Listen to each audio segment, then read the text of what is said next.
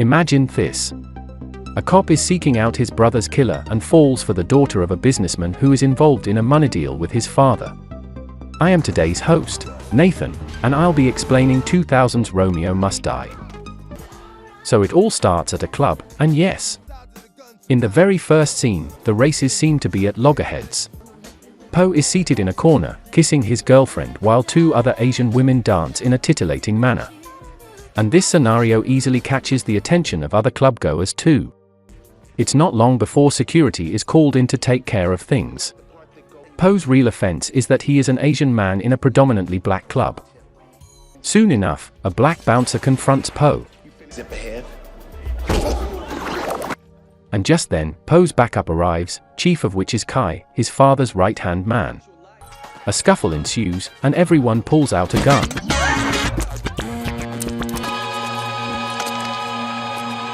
It's about to get hairy when the club owner surfaces with two other men carrying even bigger guns. Everyone realizes they have been outdone, and so the situation is doused. Once outside, Kai tries to admonish Poe not to take such risks like going to a rival gang's club. But Poe brushes him off and speeds away. The next morning, Poe's body is found by a paperboy hanging from an electric pole. The news is relayed to Chu, who is Poe's father. The news also gets to Isaac, who is the boss of the black gang. He tells his lieutenant named Mac to investigate things. Far away in Hong Kong, some inmates arrive at a prison. And one of them just so happens to be an informant from outside. He is here chiefly to relay a message to Han, and to perhaps serve the rest of his prison term with this purpose fulfilled. That's deep. The prisoners are all at lunch when the new inmate seizes his opportunity. He approaches Han and whispers in his ears to the point where the viewer can't hear a thing. Next thing you know, Han goes into gear like he has smoked a stimulant or something. We're guessing that the stimulant, in this case, is the news that his brother Poe is dead in America. He starts to kick the asses of the guards in the common room till he is arrested. He is taken to an isolation room to be pummeled some more. They hoist him up leg first and upside down. As they are about to begin the torture routine, he wakes up and beats all the guards in spite of hanging from the ceiling.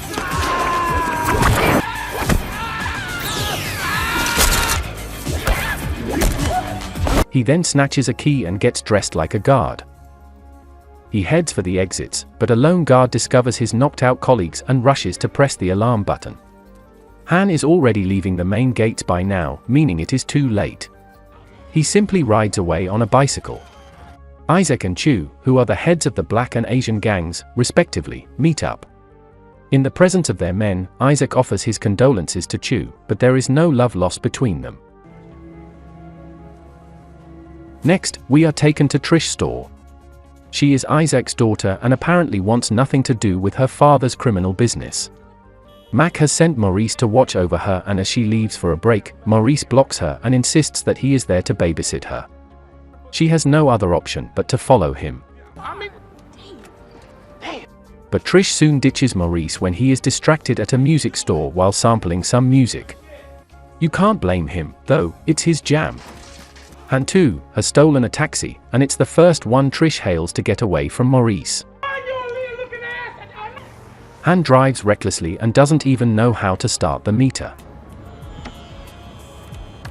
He drops her off at her destination and moves on. Probably a story they might tell their kids about how they first met. Han is able to get into Poe's apartment. And dare say, it's a nice place. Han lights a cigarette and reminisces about their time together as youngsters. There are pictures and a deflated basketball that once saved them from drowning. Han then proceeds to listen to Poe's phone messages. It turns out that the last call Poe received was from Serpentine Galleries. It's the same place Trish owns. Han gets a cab to take him there, and then he sees Trish again. As she leaves her store, he follows her home and into her house.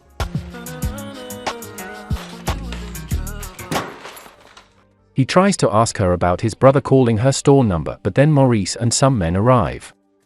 Han tries to get away, but he is figured out.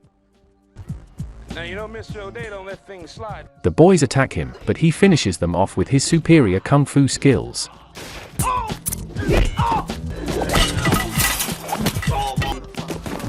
He shows up at his brother's burial next, and when he is alone with their father, he confronts him.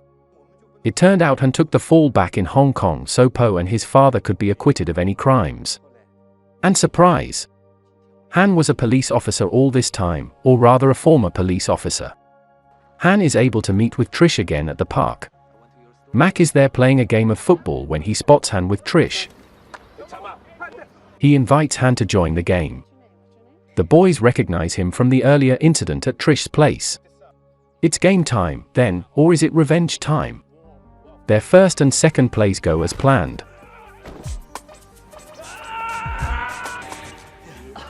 In other words, they knock the bejesus out of Han.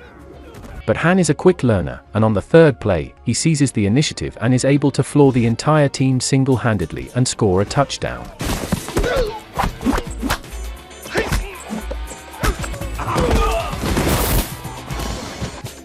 Colin, who is Isaac's son, and Trish's brother, is at his place with a girlfriend. He is telling her about being his own man when the doorbell rings. His girlfriend goes over to answer it, and before you know it, we see both of them being tossed through the high-rise windows and plummeting to their deaths in the water below. The next day, the bodies are retrieved, and Trish arrives and blames her father for everything. Mac signals to Isaac that if it wasn't war before, it surely is a full-blown war now. By the time Han gets back to Po's apartment, it has been ransacked. Han picks through the pieces and finds a picture. On it, he can see Po's car and figures the same car might be parked downstairs. He finds the car key somehow and proceeds to find the car. Once he gets to the garage facility, he beeps the car, and it beeps back like a first-gen robot answering back. Han sits down and finds a pair of dark shades in the glove compartment. He also finds an interesting walking stick. Han has laser vision and finds a small compartment on the walking stick. There is a little cocaine there, which Han cleans out. More importantly, there is a piece of paper. On this paper is a list of addresses. When Han gets back upstairs, he finds Trish there. She confides in him, and he consoles her. They decide they must visit the addresses on the list, which all point to waterfront businesses. On their first stop, which is a warehouse, they encounter dead bodies, and the motorbike assassins are still there. Han and Trish try to get away in their car but are pursued.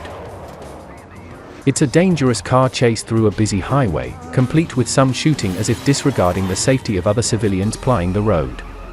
Soon enough, one biker is taken out, and the other is challenged to a fistfight, and when Han forcefully takes off the helmet, he realizes that she is a woman. Han admits he can't hit a woman and so ropes Trish in and guides her feet and hands to execute his fighting. Trust me when I say it's a bit slow, but turns out to be effective as they throw the biking woman on a sharp object which impales her. Han goes over to Chu's office to report that the assassins he just had a brush with were Chinese. But Chu deflects this by saying Isaac may have hired outside help to make it seem like the Chinese were responsible for killing their kind. It's all lies because Mac is seen threatening another black business owner who makes a living at the disputed waterfront. Mac is able to force him to sign over the deeds to his business at gunpoint. Kai as well gets his hands dirty by killing some Chinese drug dealers on a boat and detonating the boat to smithereens. It all seems like the season where kinfolk are killing each other under the guise of a turf war. And for what? Then comes Mr. Roth, who has been negotiating a deal with the NFL for a new stadium facility for the city. And you guessed right, the waterfront environs are being proposed as the new site. Hence, the extensive house cleaning. Both Chu and Isaac are in on the action and are expecting a big payday. But first, Isaac moves to secure Trish. He takes her back to the family house. Then he starts to prepare for the business meeting that evening and soon leaves. Han shows up at the house later on and leaves with Trish. They head for the very last address on the list. It turns out it's the same club the story started.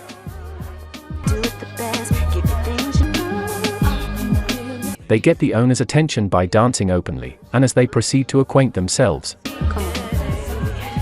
piece of waterfront he can get his hands on. Mac shows up. After all, the club is on the list of takeovers, and Mac shoots the owner dead. Han is taken away to be executed but is able to get away, while Trish will be used as leverage ultimately. Come on, get me. At the men's club, Chu has just signed off his part of the deal and is leaving with his fat check when he meets Isaac coming in. They exchange greetings. When Isaac gets upstairs and is handed his own check, he turns it down. Instead, he wants to be a controlling partner in the business. Roth is confused, and Mac, who is seated close by, is even more confused. He confronts Isaac for being difficult and then orders his men to bring in Trish. He even confesses to killing Colin. Oh. He is such a backstabbing son of a gun, and Isaac wants to strangle him. But Mac pulls out a gun and shoots Isaac in the stomach. Roth's guards are surprised that a suitcase is immediately transformed into a submachine gun. Nobody saw that coming. Roth is able to gather the papers and get the hell out of there. Mac pursues him to the helicopter waiting on the roof. Mac shoots, but the bodyguard shoots harder with his deeds. Roth is using the suitcase as a shield, and soon lets go of it as it falls to the ground. Mac then tries to gather the papers but is accosted by Han. Mac reveals to Han that his own people are responsible for killing Poe. Mac tries to shoot Han, but Trish shoots him first. Then they rush to her father's side, and he meets Han for the first time. Han, however, has some personal business to attend to and goes away to meet up with Kai for what seems to be a final showdown. Kai killed Poe and is about to get an ass-whooping at Han's hand. It is the battle royal, and in the first round, Kai manages to throw some fire from a pot nearby. This scalds Han's hand and renders him unable to fight. Kai uses this advantage to great effect. Then, he throws Han to the side, but Han gets back up.